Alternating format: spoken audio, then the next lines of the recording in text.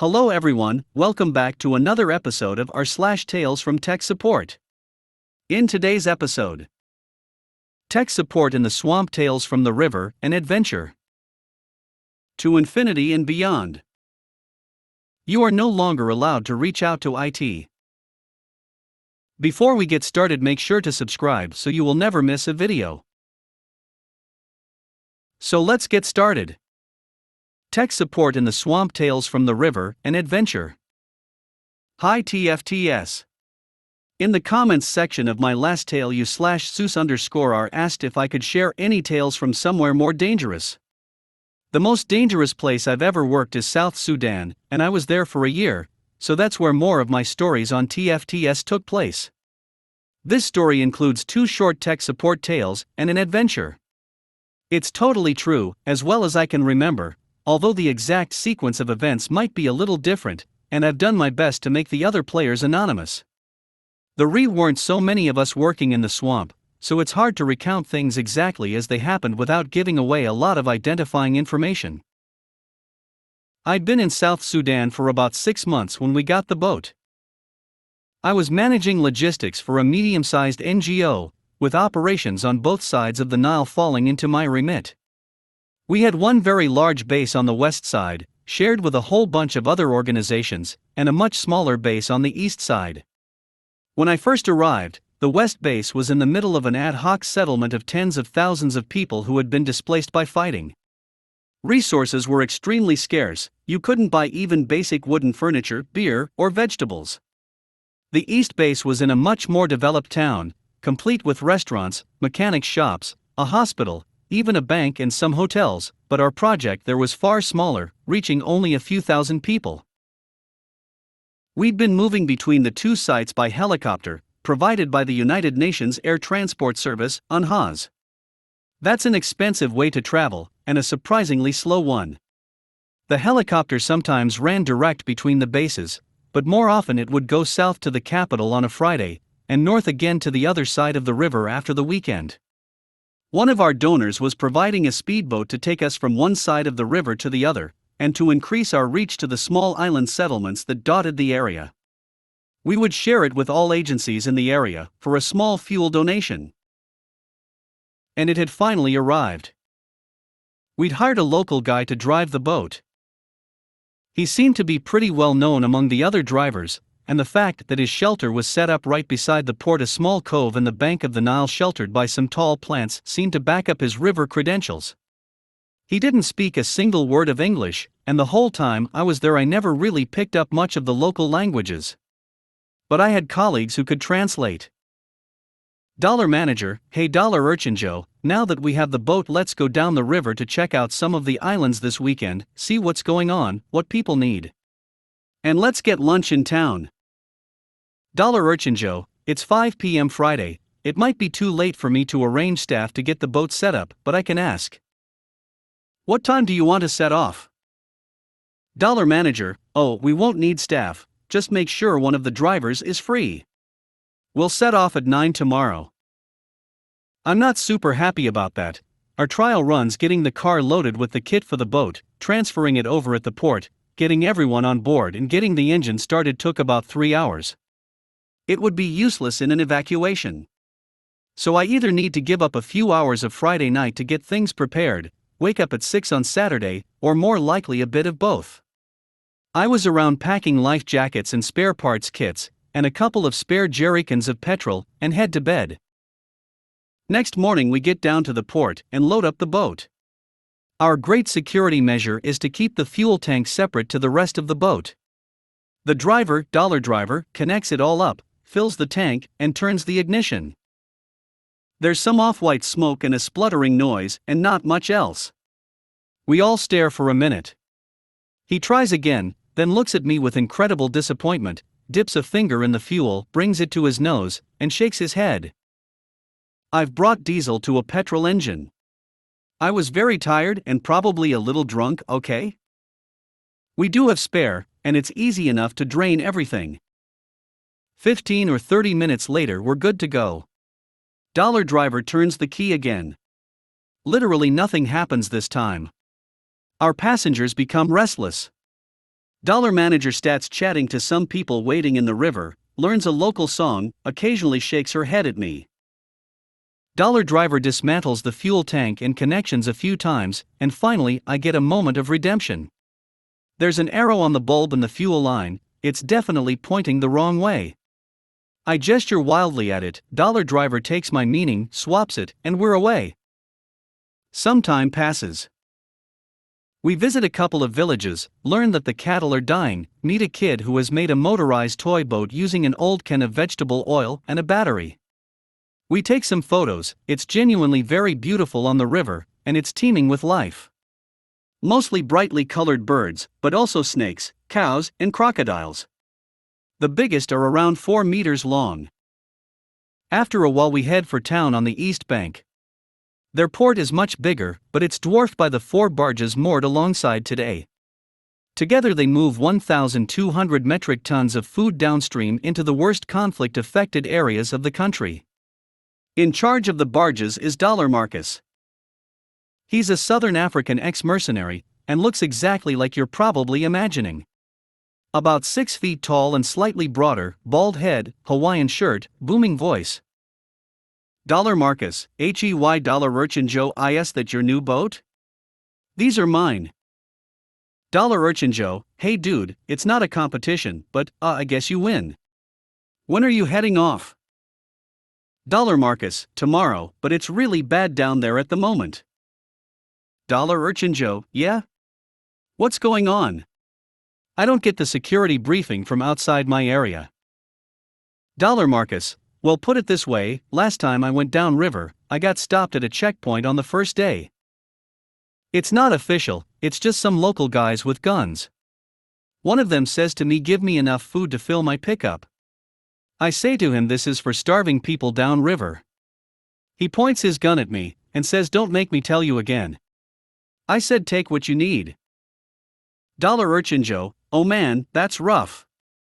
You get to the project okay after that?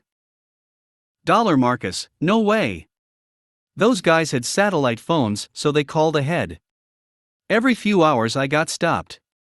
Sometimes they make me lie face down in the mud, always they point the guns at my head. When they did that I just said, take what you need. But it was worse on the way back. We didn't have any more food, so they made us give them our water.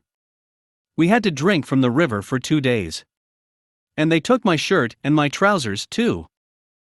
Dollar Urchin Joe, wow, did you get a break when you got back? Dollar Marcus, no. I got a phone call from HQ. They said, why did you lose this food on the river? I said, hey, next time, you want to go yourself? They said good work and hung up. Dollar Marcus doesn't work in tech support, but he understands manglement as well as anyone. So, we get some food. There's an eagle that lives in the tree above the restaurant. It swoops in during the meal and steals one of my colleagues' chicken straight off his plate. That guy is having a bad day. It comes back a few minutes later to try to get his glasses. We drink a couple of beers and head back to the boat and for home.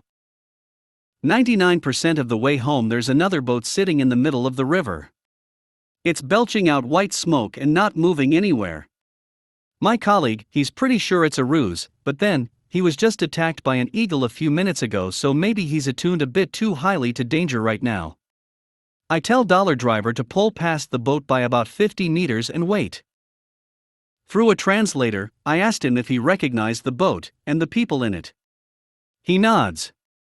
And are they good guys? He nods again. That's good enough for me, we'll help them. What's wrong with their boat? Spark plugs. Dollar manager, okay, so what can we do? Shall we head back to town and report that there's a boat stuck, or take one of them on board and get him to the market to buy the parts he needs? Dollar Urchin Joe, no need for that, boss. I packed the kit last night while I was half asleep, so I just chucked all our spare parts in that big blue box you're sitting on.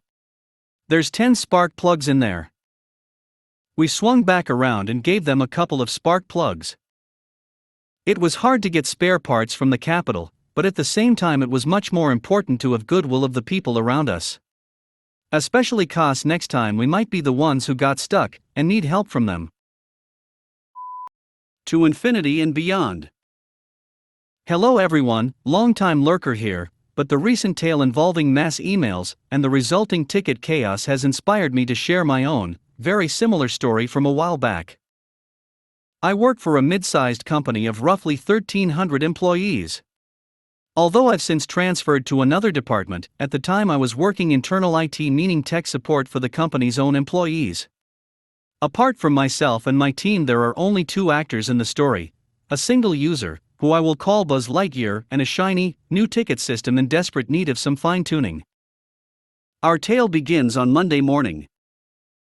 My then colleagues and I started trickling into the office, booting up computers, getting coffee, checking emails and whatnot. We're not a 24/7 company, so, as a general rule, most everyone works Monday through Friday, and has the weekend off. It was therefore unlikely for us to have more than a handful of new tickets from users who worked on the weekend, mostly consultants. Upon firing up our respective ticket system clients, however, there were several thousand open tickets waiting for us in the team's queue. We immediately went into panic mode, although upon further inspection we noticed that the tickets were all from a single user, Buzz Lightyear himself, and they all had the same subject: I am out of office until. Furthermore, the number of tickets was still growing by about 2 to 3 tickets per minute. As mentioned up above, our ticket system was still very new and needed some tweaks here and there. At the time, the software would simply open the mail inbox it had access to, scan for new mails, and turn each of these into a ticket. It would then move the mail to another folder and send the user an automated email back, informing him that a ticket had been opened. To send said email, the system used our help desk mail address. Rinse and repeat. Now our mail system was a little more sophisticated than that. It recognizes automatic replies and, once a sender has been replied to, stops any more automatic replies from creating a loop.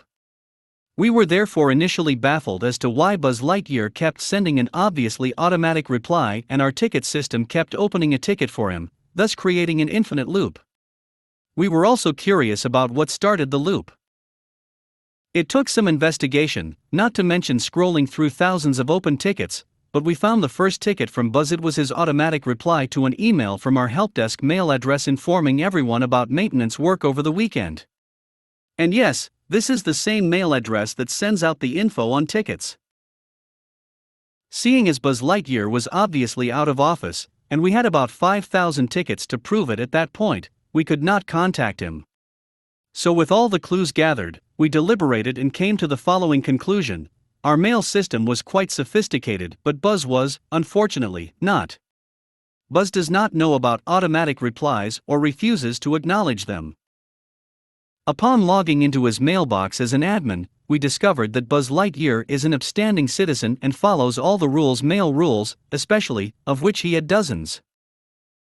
Instead of using the automatic reply function, Buzz Lightyear simply created a mail rule: if this mailbox receives a mail, send out a mail to the sender that reads "I am out of office until."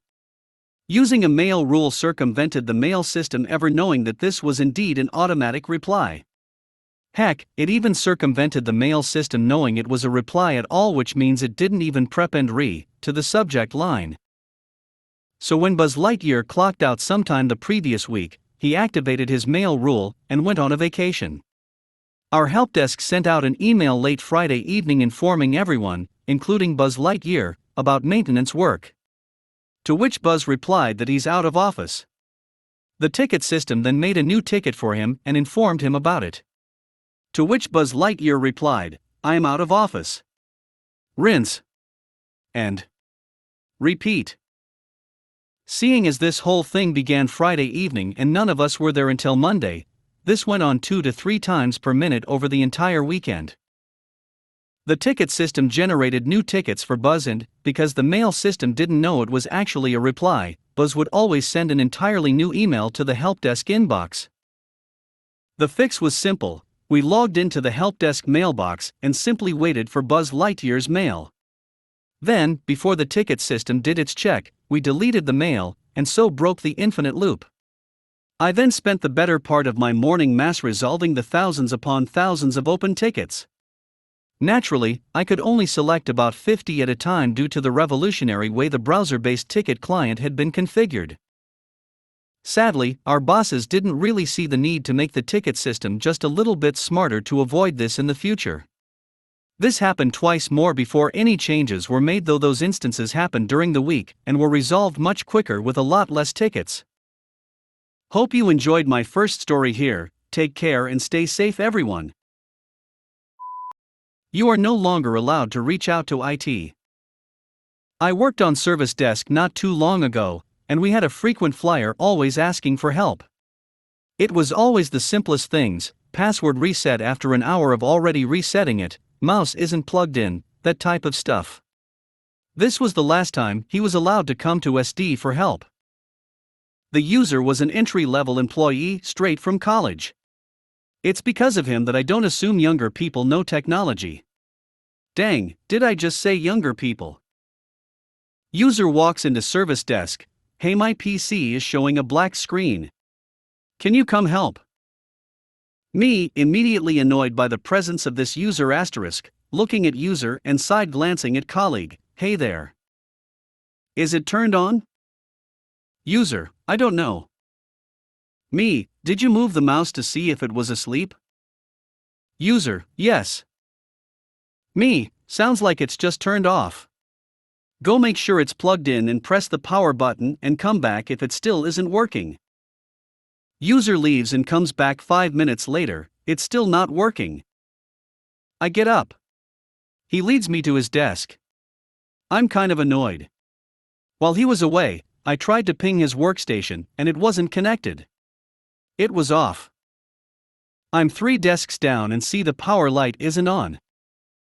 I walk up and stand there, see it's plugged in. I also see the Ethernet port is lit, so it's getting power. So what to do? I press the power button. I hear the fan turn on. I don't even wait to see if it turns on. I just walk away, no words, nothing. User, whoa. What did you do? I stop about 10 steps away from him, turn around, I press the power button.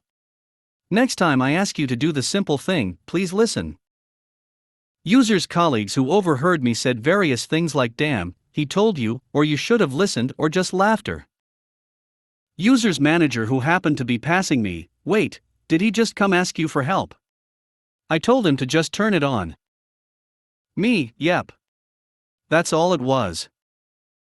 Manager, $user, you are no longer allowed to go to IT for help. If you need something, you come to me, and I will escalate if it needs it. You waste too much time blaming IT on your issues. Me, thanks. As it turns out, not only would he do walk-ins, but he'd call our line for help on the same issues he'd walk in for. He was a nuisance and was let go a few months later for underperforming. Apparently, it wasn't just us who he'd be bothering all day long.